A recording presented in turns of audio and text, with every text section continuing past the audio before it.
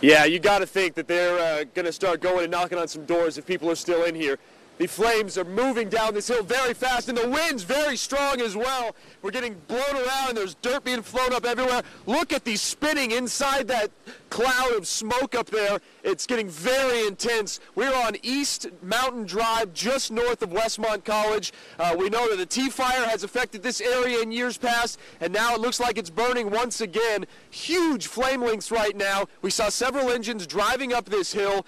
Very dangerous situation for them. We know these roads back here are very thin and very small area to move through, but these guys are going up there. I'm not sure what they'll be able to do, though. The winds are so strong. I don't know how close they can get, but we're literally seeing the fire churning through these hills and all that dry brush up there. Even though it may be a burn scar area, all that's still going to go up when you have this much wind. And kind of, if we can pull out a little bit and just kind of show perspective of where the wind is pushing everything, the fire is literally, as you see those little fire nados there, the wind is being pushed, pushing all this smoke right over Montecito and into Santa Barbara. If you're standing near Stearns Wharf right now, we drove by there on the freeway coming this way, it's almost dark. It's almost nighttime outside. So we're here on Ashley Road, and we're in the Montecito area. We just pulled up here, and we've got active fire over the horizon here on Ashley Road, and wind gusts are now no doubt in excess of 30 miles an hour. Look at these eucalyptus trees whipping around with ash and hot embers, and we've got a fire crew that is going to be going up in the 800 block of Ashley Road. Actually, engine 26 is probably going to back up into this area right before us. Our cameraman, Henry Galvan, was coming down this street and was able to see active fire up this road, flag down this fire crew.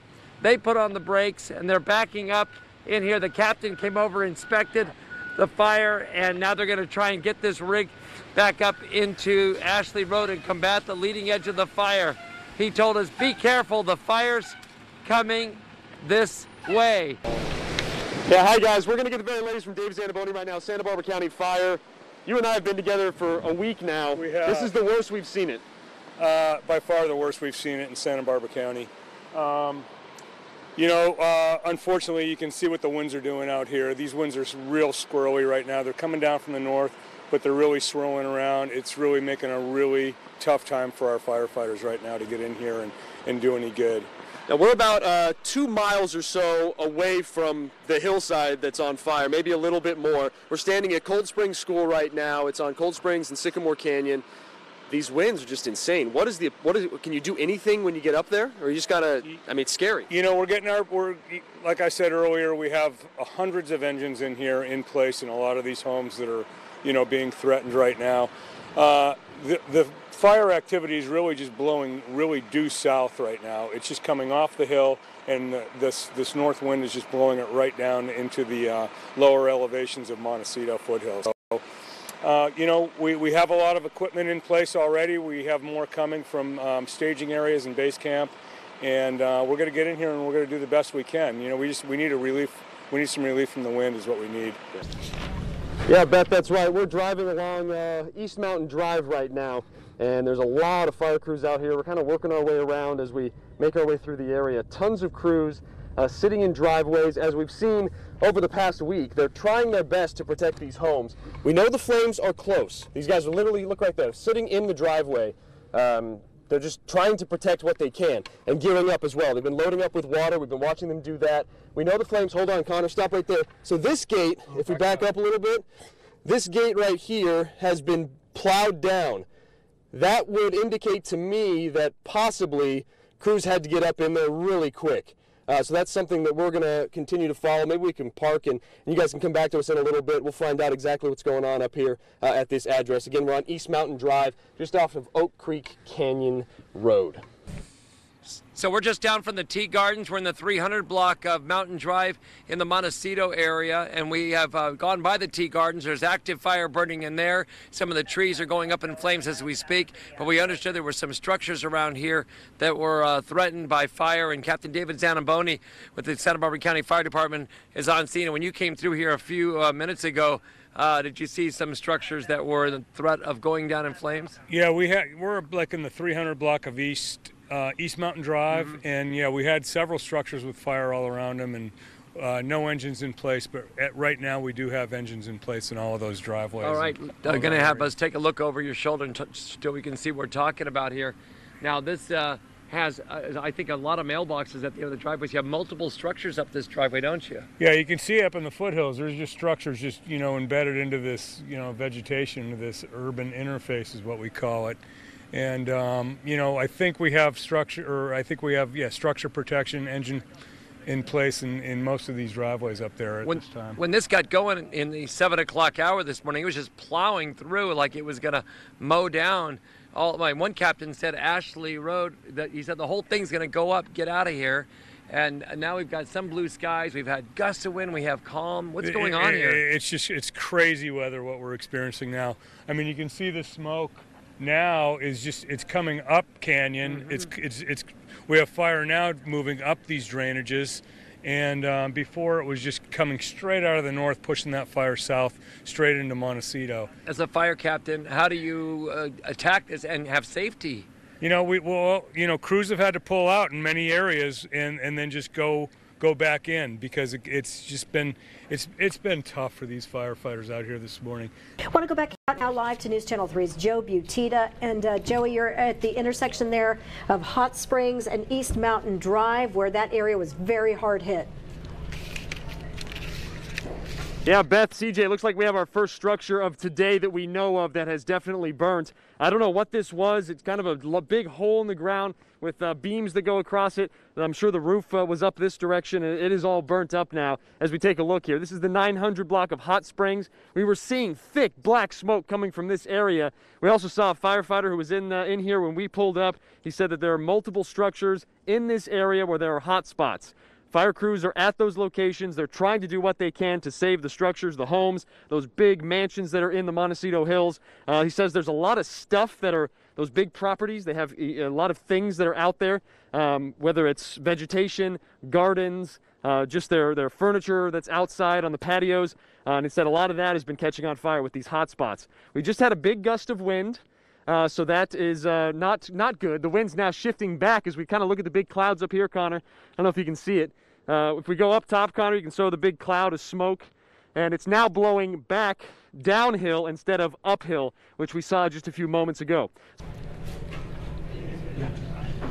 Yeah, Beth, CJ, we're on Dulzera Road in Montecito. This is under mandatory evacuation. That evacuation notice went out this morning around 6 a.m. We've been embedded with the Santa Barbara County Sheriff's Office lieutenant who's been taking us through these mandatory evacuation areas. We've noticed that most people have evacuated. Most people have heeded that warning and they are out, with the exception of Peter Christensen. You've decided to stay and you're taking some pretty incredible measures to protect your home. Yeah, we decided to stay to at least put up a fight until the flames are too bad. Then obviously I'll get out of here. But until then, felt like if it's not an extreme wind event and it was more of a creeping fire, that we'd be able to fend off the embers with the pool pump we have here and tamp down things as we have to.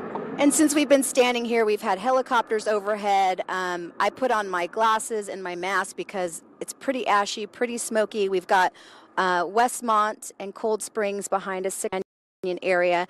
So the winds, have been intense. When will you ultimately decide to go? Probably when I see the flames about 3 houses over. That would probably, or if it's literally a wall of flames. If it's just blowing embers, though, that's the reason for being here, is to try to put out those embers as they're flying over your house and getting under your eaves or into your trees. Okay, and just quickly, we just wanted to do a walk and talk quickly. Just explain, you've got your pool here and you've got this pump. Just tell us, what does this pump do? It's a gas-powered pump. Pumps about 100 gallons a minute. So it takes the water out of the pool, and then the blue hoses are for extinguishing. So we've got 200 feet of hose. We can reach all the corners of the lot. Then up on the roof, 5 days ago actually, when we knew the fire was headed this way, cut pieces of sheet metal to cover all of our vents so that the embers can't get into the attic. And then we have clay pots to cover other types of vents up there. So if the fire were to come in, obviously I'd be wetting down the roof and taking care of any embers until it's too far gone. Yeah, CJ, that's right. We're way up on Gibraltar Road. If you know it, it weaves back here, and we're getting a good look at the Thomas fire as it makes its push farthest west. Look at the size of those flames deep in there, this black smoke just billowing up. One of the fire crews, the Forest Service guys, just drove by and said, you guys got to make sure you're on your toes because this thing, with the winds up here, which are very strong, it's blowing like crazy. It's going to come this way, he said, just in a matter of hours it could be. We'll see. But we're getting a good look at it now. Down below, when we were in Montecito along East Mountain Drive, we couldn't see the flames. They were burning back in the canyon. Well, now we're getting a good look at it. It's still maybe two ridges away from us, but we are seeing those large flames. And as Dave Zanaboni told me probably a half hour ago, it's really churning back here, and the weather is very different. The wind so strong, it's really blowing us all over the place right now. Hey guys, we're here at Viola Fields in Carpinteria, and you are watching a Santa Barbara County Sheriff Fire Air Support Unit helicopter. It's Copter 3. It's assigned to the incident. It's one of maybe 2 or 3 agencies in the state that fly at night. We've got an engineer, a firefighter, and a captain right there by the helicopter. They're taking that hose and they are loading between 250 and 350 gallons of water into this helicopter. These helicopters can fly at night because they have night vision. The water is coming from a hose that is connected to a hydrant. The hose is pushed through an Oxnard fire engine. It's attached to the intake of the fire engine, then goes through a discharge. The water flows through about 350 feet of hose, and those firefighters use hand signals once the chopper has landed to communicate with the pilot that what they're doing and when it is full and when that helicopter can take off. This is the 3rd time that this Copter 3 has landed here at Viola Fields in Carpinteria to get water, and then it's taking it over to the Thomas fire. One of the firefighters told me that they believe that it's flying over Montecito tonight. We have not been able to confirm that. I have a call in with the Santa Barbara County Sheriff's Department. It looks like the chopper has been filled up, and here it goes. We'll let you watch it take off, and then we'll talk to you more.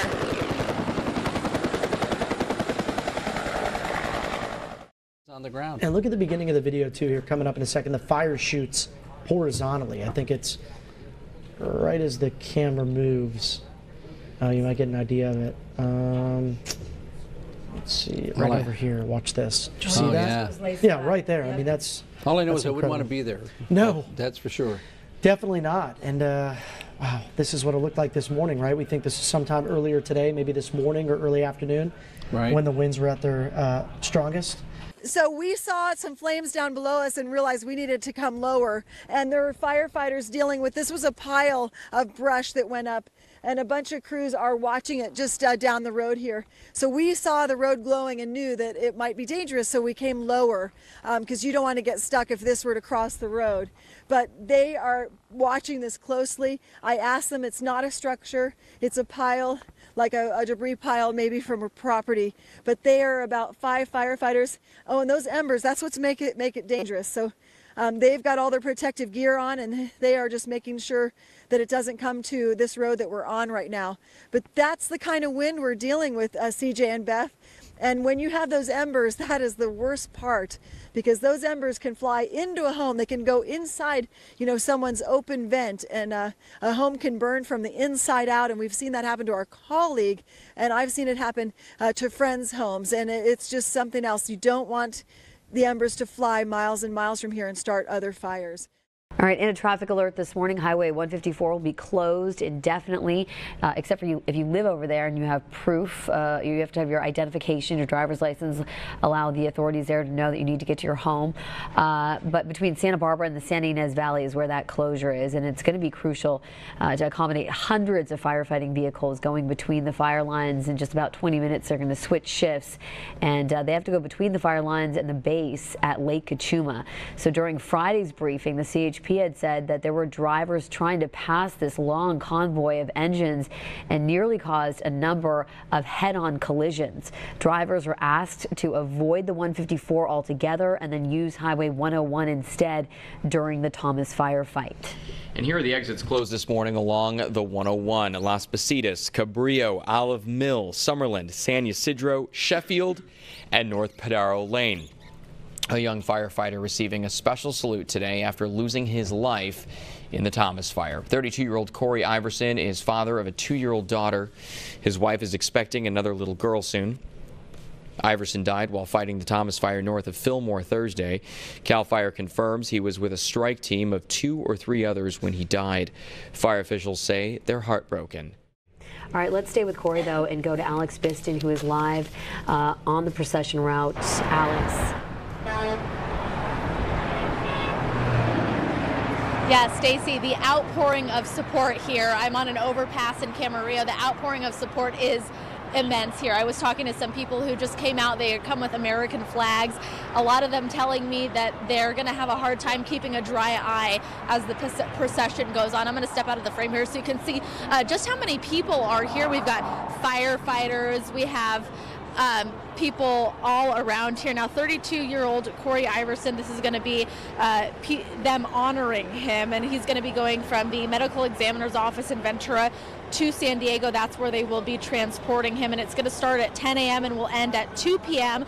The first leg will be through San Bernardino County. It looks like they're going to be starting here just in a few minutes. We have just dozens of firefighters out here, and as you can see, what they're doing right now is they're getting up on top of the truck, and they're going to be saluting him from on top of the truck. So that's looks like what they're doing now. I was listening to the fire chief earlier just about 10 minutes ago, and they were kind of rehearsing what they were going to do as they take his body down the 101. So you can just kind of see, give you a live picture. We're going to keep on this so you guys can see what exactly is going on here. You can see them start to line up just on top of the truck. And like I said, dozens of people are out here taking photos.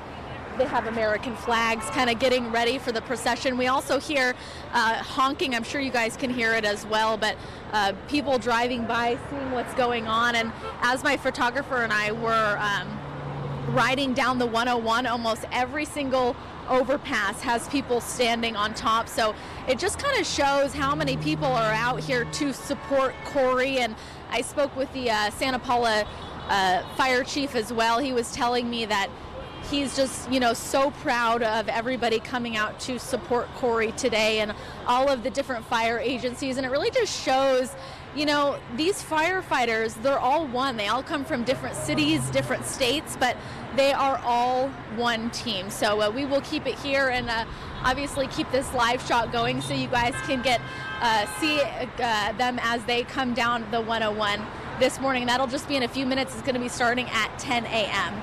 That's the latest here. Back to you guys. Yeah, Alex, just a quick question for you. What seems to be the morale like? You know, I see the firefighters moving behind you, and what's everyone's spirit like this morning? Yeah, you know, I have to tell you, Danny, it's really uplifting. I almost, coming here, I have to just be honest, I started just to tear up a little bit. It is so emotional here, but, you know, it's a sad situation. But the thing is, there are so many different people here that are rallying together to see that. So the morale here, it's positive and it's heartwarming, and it's people coming together to support their fallen firefighters.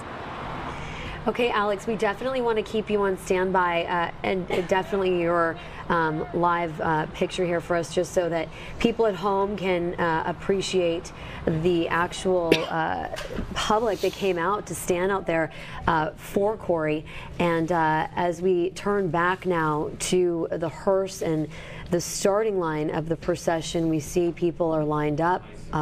It looks like a lot of people have their heads bowed. I'm sure this is a moment of silence as they do begin to leave and start this procession. And as soon as it does begin, we of course will stop talking and allow for this to continue on its own. I think that there are certain times that we need say nothing to feel what is happening here for all of these firefighters who lost one of their own.